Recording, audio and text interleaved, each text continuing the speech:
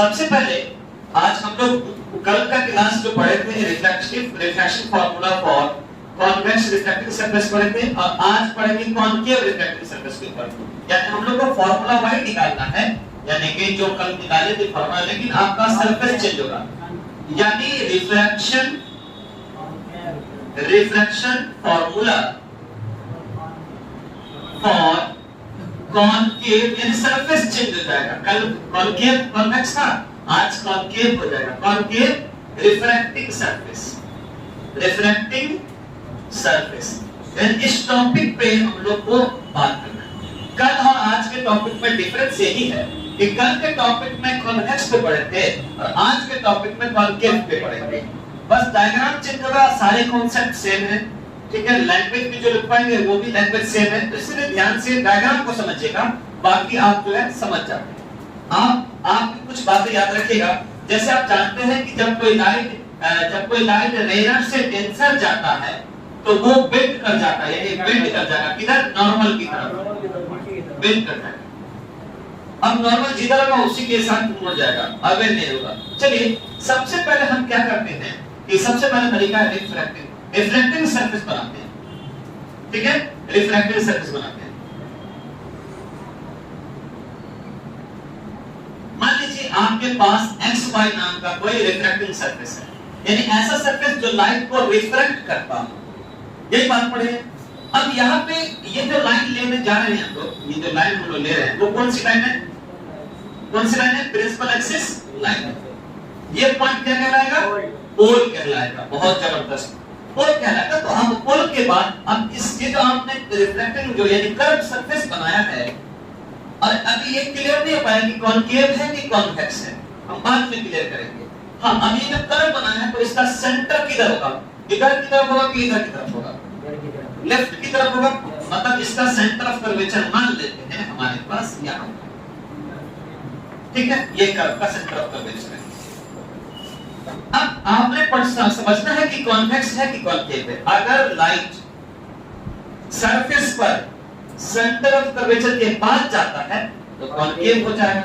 यानी अगर जो लाइट है सेंटर ऑफ कर्वेचर के पास जाता है तो कॉनकेव है, और सेंटर ऑफ कर्वेचर से पहले जाता है तो कॉन्वेक्स।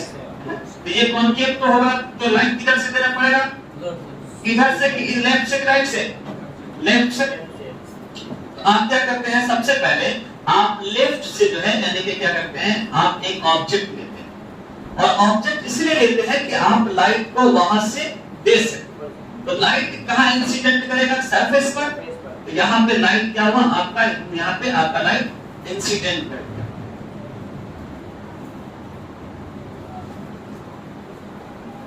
ठीक है। यहाँ पे लाइट आपका इंसिडेंट कर रहा है सरफेस पे। और सरफेस आपका कैसा है, कर्व है कि फ्लैट है, कर्व सरफेस है। याद रखना कि जब सरफेस जो है आपका कर्व होता है, मान लीजिए सरफेस आपका जैसे कर्व होता है, और कर्व पे जब लाइट जाता है तो वहीं से नॉर्मल, वहीं से आपका टेंजेंट लाइन किधर है, यानी एज ए स्लोप करते हैं, स्लोप पे जो पॉइंट टच होता है वहां से टेंजेंट लाइन क्लिक कर देते हैं। तो ये इसकी टेंजेंट लाइन है, ठीक। तो हमारे पास इसकी टेंजेंट लाइन आपको कैसा दिखेगा, यहाँ पे थोड़ा ध्यान दीजिएगा कि सिर्फ डायग्राम में फर्क है, कॉन्सेप्ट बाकी सेम है। सो जो भी बच्चे क्लास कर रहे हैं वो डायग्राम के ऊपर ज्यादा ध्यान दें, उसके बाद आप जो है कॉन्सेप्ट आपको सेम मिलेगा। तो यहाँ से जाके आपको जो टेंजेंट लाइन क्लिक है, टेंजेंट लाइन क्यों क्लिक करते हैं, क्योंकि ये स्लोप को, ये जो एंगल है ना कर्व, आपको स्लोप को फॉलो करता है, और स्लोप पे जहां पे टच करेगा वैसे आप टेंजेंट लाइन क्लिक करते हैं। टेंजेंट लाइन इसीलिए क्लिक करते हैं कि एंगल को डिफाइन सही से किया जा सके। आगे चले तो अब यहाँ पे आपके पास मान लीजिए टेंजेंट पॉइंट, तो आपने पढ़ा होगा रिफ्लेक्शन के कॉन्सेप्ट में कि एक रिफ्लेक्टिंग सरफेस कहते हैं, लाइट जब इंसिडेंट करता है तो जहां पे टच किया वहीं से क्या खींचते हैं, जैसे लाइट इंसिडेंट किया सरफेस पे तो क्या करेंगे, नॉर्मल टू द पॉइंट। तो अभी क्या करेंगे, जैसे ये टच किया तो normal to the point line लिखेगा ना, तो normal to the point line लेके इसका normal to the point line आप मान लीजिए इस तरीके से है, जो सेंटर ऑफ कर्वेचर को टच करेगा। क्लियर है बात, कोई डाउट आ रहा है, क्योंकि आप अभी पढ़े थे कल वाले टॉपिक में पढ़े थे कि जैसे आपने कल वाले टॉपिक में क्या पढ़े थे कि जैसे मान लीजिए हमारे पास सेंटर ऑफ कर्वेचर है, लाइट जैसे आया था और जैसे ही नॉर्मल टू द पॉइंट इससे पार करता है हम लोग सेंटर पे पहुंचते हैं। उसी तरीके से हमारे पास जैसा ही लाइट इस पे पड़ेगा तो normal to the point line जो सरफेस पे है वो सेंटर ऑफ कर्वेचर को टच करता है। यहां तक कोई दिक्कत? आने वाली लाइट को ये और ये नॉर्मल के बीच में, तो आने वाला लाइट और नॉर्मल के बीच में कौन सा एंगल बनता है? Angle of incidence. Angle of incidence. यहां तक कोई दिक्कत बाबू? अच्छा, सरफेस के सबसे कितना मीडियम लगा है? कितना मीडियम लगा है? 2 मीडियम, यानी एक मीडियम आपका हो गया रेयर और दूसरा हो गया हमारे पास डेंसर मीडियम। ये तो पढ़े हुए हैं आप लोग।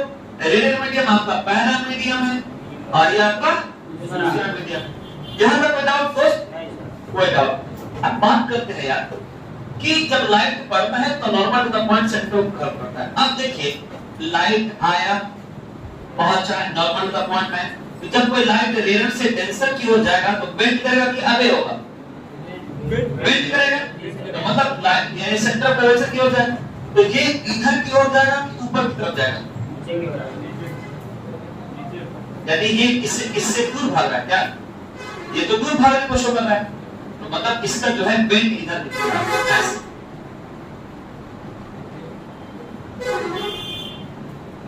बस अब बेंड अच्छे से बंद कर।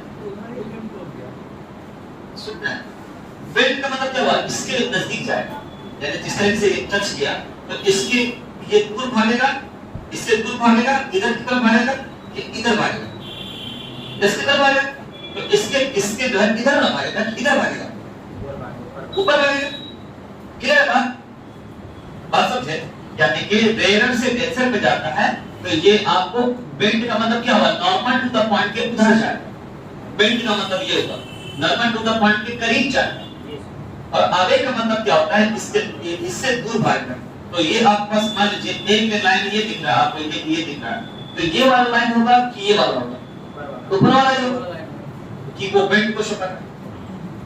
अच्छा, कल जो पढ़े थे तो लाइट जब पड़ा था तो normal to the point line, और इसका जो इमेज बना था तो यहाँ पे बना, लेकिन इस लाइट का इमेज कहाँ बन रहा है? लाइट का यानी कि इंसिडेंट हो गया, कर्व वाला बताएगा incident normal to the point line, ये रिफ्लेक्शन लाइन है कि नहीं? इंसिडेंट पे नॉर्मल लाइन और ये क्या है? रिफ्लेक्शन। इसका फाइनल रिफ्लेक्शन कहां पे जा रहा है? इनफाइनाइट पे। कहीं टच कर रहा है? इनफाइनाइट। तो जब कोई लाइन इनफाइनाइट पे हो, जब कोई रिफ्लेक्शन इनफाइनाइट हो, तो हम लोग क्या करते हैं? हम लोग इमेजिनरी लाइन लेते हैं, काल्पनिक, है ना? कल्पना करते हैं कि इसका जो इमेज है, यानी इसका जो इमेज कहां बनेगा?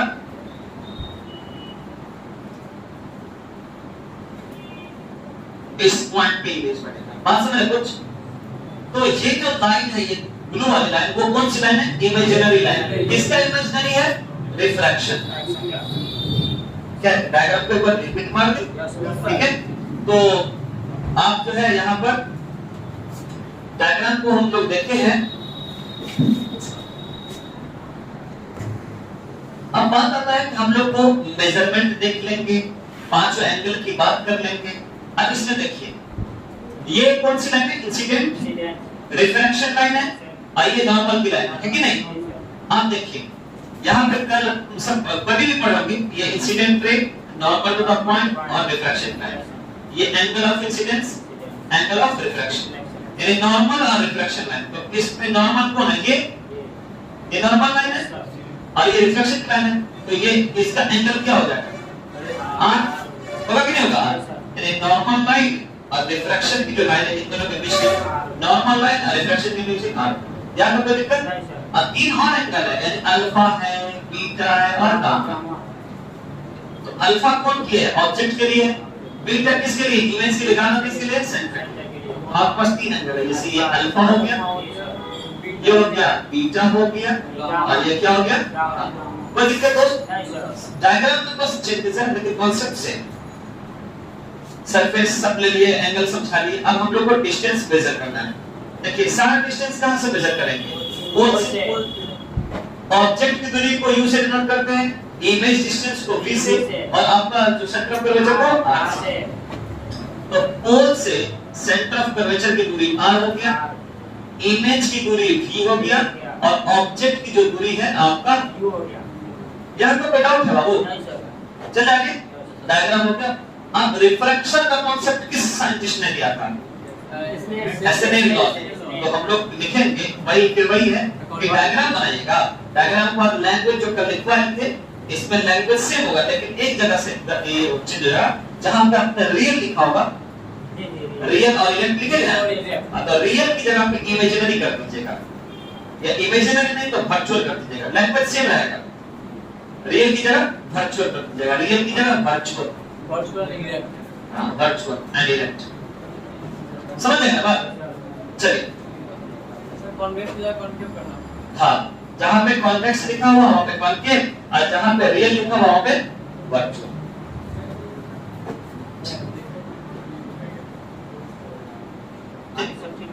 हाँ सर नहीं सर।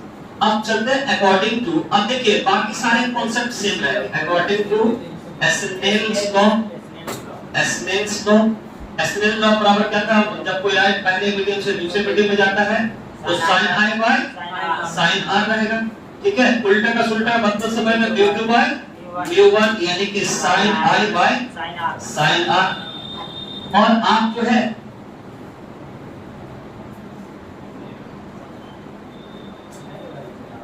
जब एंगल स्मॉल लिखेंगे, इफ एंगल स्मॉल, ठीक है, तो साइन आई सिमिलर किसके हो जाएगा?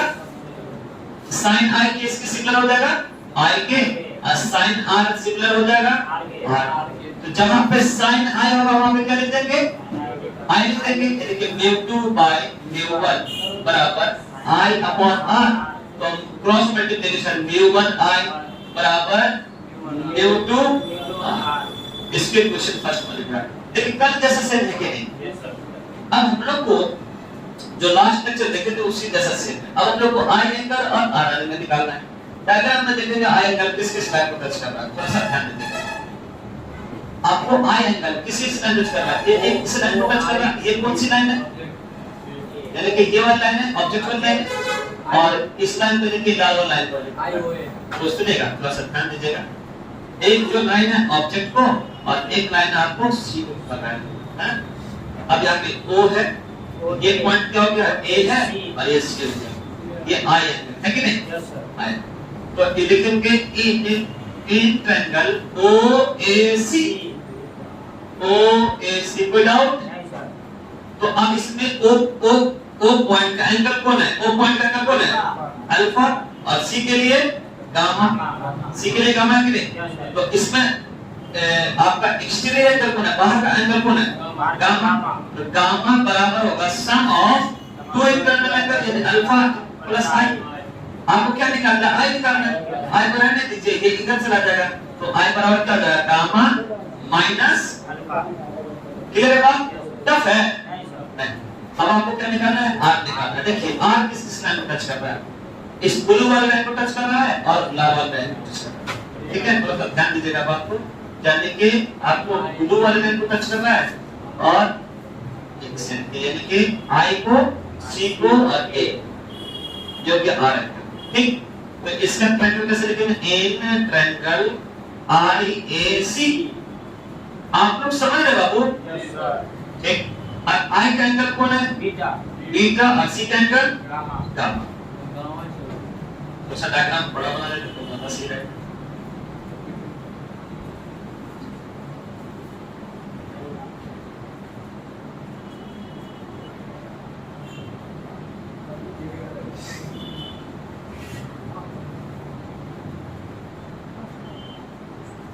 यानी ये A हो गया, ये I हो गया, ये C हो गया। IAC लिख दिए। अब यहाँ पे बीटा एंगल है, यहाँ पे गामा है। बाहर का एंगल कौन है हमारा? गामा बराबर बीटा प्लस R। तो R बराबर क्या होगा? Gamma minus beta, gamma minus beta. इन दोनों की वैल्यू को क्या करेंगे? पुट कर देंगे, लिखेंगे putting the value of I and R in equation 1, ठीक है। V के सबसे पहले पहला इक्वेशन लिख लीजिए कि पहला इक्वेशन हमारा क्या? mu1 I बराबर mu2 आर। तो म्यू1 की आई की जगह पे लिख देंगे गामा माइनस अल्फा बराबर म्यू2 की जो वैल्यू है आर की वैल्यू क्या लिख देंगे गामा माइनस से लिख के नहीं।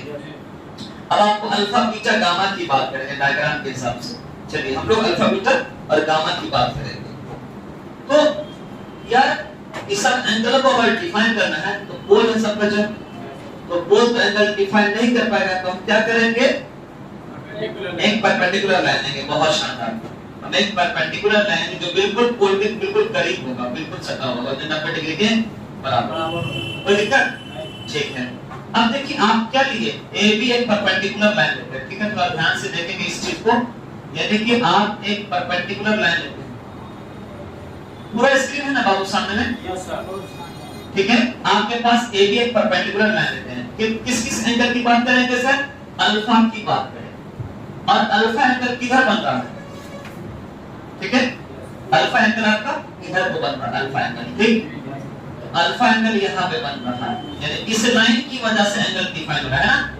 तो हमारे पास ये कौन सा पॉइंट होगा अल्फा के लिए? अल्फा के लिए ओ हो जाएगा। तो आपको फार्मूला पता है कि ये आपकी टेंजेंट लाइन है, एच वाली लाइन है, तो टेन का फार्मूला क्या होता है? p upon p। तो p की वैल्यू क्या आपके पास? ab bye ob। उसी तरीके से आप अगर बीटा निकाल लेंगे, बीटा एंगल, ठीक है, तो यहाँ पे बीटा किस लाइन को टच कर रहा है? यहाँ पे जहाँ अल्फा है वहाँ पे बीटा भी ये आई को टच कर रहा है ना, तो इसका भी p बाय p हो जाएगा ab बटा i। उसी तरीके से अगर गामा की बात करेंगे, यहाँ पे गामा जो एंगल है, गामा एंगल वो किसको टच कर रहा है? c को। तो इसका क्या हो जाएगा? ab bye cb। क्लियर है बात? अब इन सब की वैल्यू को पुट कर देंगे ना म्यू1 गामा की जो वैल्यू है आपके पास AB by CB minus alpha की जो वैल्यू है AB by OB बराबर म्यू2 और गामा की value AB by CB minus AB by I। अब आपको पता है क्या करेंगे? AB कॉमन ले लेंगे, ठीक है, कॉमन लेकर दोनों को आपस में मल्टीप्लाई यानी कि डिवाइड कर देंगे। आप इसमें से भी AB कॉमन ले लिए, बच गया 1 by CB minus 1 by OB। इसमें से भी कॉमन ले लिए AB कॉमन, तो बच गया 1 by CB minus 1 by IB। AB cancel. अब जो ब्रैकेट में है उसको बाहर निकालना है तो B1 से मल्टीप्लाई करना पड़ेगा। देखिए B1 को 1 by CB से मल्टीप्लाई करेंगे तो B1 by CB हो जाएगा, होगा कि नहीं होगा? तो इसको इससे मल्टीप्लाई करिए तो B1 by CB minus mu one by OB बराबर mu two by CB minus mu two by I। फिर करना पड़ता है। जैसे मान लीजिए अगर मान लीजिए इसको हम लोग क्या करते हैं, हमारे पास इसको इधर ले आते हैं और इसको इधर ले जाते हैं, ठीक। इसको इधर ले जाएंगे तो प्लस में हो जाएगा, यानी कि म्यू2 बाय IB प्लस हो जाएगा, अब minus mu one by OB select mu one by OB और mu two by CB minus plus है, इधर आएगा तो माइनस होगा म्यू1 बाय CB। कोई दिक्कत नहीं।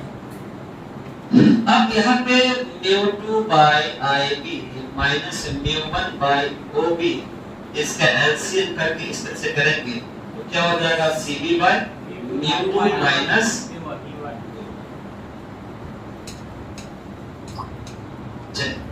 कहने का मतलब ये है कि आपके पास यहाँ पे साइन कन्वेंशन करना पड़ेगा। साइन कन्वेंशन, आप लाइट इधर से दे रहे हैं ना, लाइट हम इधर से दे रहे हैं, इस तरफ से इधर से दे रहे हैं और सारा डिस्टेंस इधर गुजरना है, इधर सारा डिस्टेंस सब नेगेटिव हो जाएगा, ठीक। तो यहाँ पे आपको IB की वैल्यू लिखना है, आपको OB की वैल्यू लिखना है, आपको CB की वैल्यू लिखना है। तो देखिए I क्या है? इमेज। I क्या है? इमेज की वैल्यू किससे डिनोट करते हैं? V से। O क्या है? ऑब्जेक्ट की दूरी को U से और C क्या सेंटर पर मतलब असल माइनस में हो जाएगा, क्यों? जो लाइन के अगेंस्ट में है ना, इन सब की वैल्यू पुट कर दीजिए। Mu two by minus V minus mu one by minus U हाँ या ना? Yes, sir. बराबर μ2 माइनस μ1 बाय माइनस r। कोई दिक्कत? माइनस कॉमन ले लीजिए आप, इसमें से भी माइनस कॉमन ले लेंगे तो बच जाएगा μ2 बाय v। जो माइनस था वो प्लस में था, जो प्लस था देखिए माइनस का प्लस, तो माइनस माइनस प्लस, सीधे माइनस अब माइनस को तो माइनस में बच जाएगा। नहीं समझे ना बात? समझ गए, माइनस में प्लस है या माइनस। ठीक है, तो इसमें से माइनस कॉमन निकाल लीजिए। ठीक है, अब नहीं समझ रहे हो तो कोई बात नहीं, इस लाइन को भी क्लियर कर देते हैं। μ2 by minus v minus minus plus μ1 by q बराबर, अब हम लोग के पास μ2 माइनस μ1 बाय या माइनस यहाँ पे भेज सकते हैं। ठीक है, इससे कोई दिक्कत नहीं। अब कॉमन आराम से ले लीजिए। अब कॉमन अगर लेते हैं, ठीक है, थोड़ा सा आप लोग इसको लिख लीजिए। ठीक, सब जब इसमें से हम माइनस कॉमन लेंगे तो जो प्लस वाला था वो माइनस हो जाएगा, जो माइनस वाला था प्लस हो जाएगा। जैसे मान लीजिए इसमें से माइनस कॉमन लेते हैं तो क्या हो जाएगा, ये प्लस में हो जाएगा μ2 बाय v, ये माइनस में हो जाएगा माइनस μ1 बाय u बराबर माइनस कॉमन लीजिएगा तो μ2 माइनस μ1 बाय, ये कैंसिल हो गया। फिर वही बात आती है जो आप कल पढ़े थे, μ2 by v minus μ1 by u बराबर μ2 माइनस μ1 बाय, ये आपका रिफ्लेक्शन फार्मूला कंप्लीट हो गया है और इस टॉपिक को आप ध्यान से पढ़ेंगे। ठीक है।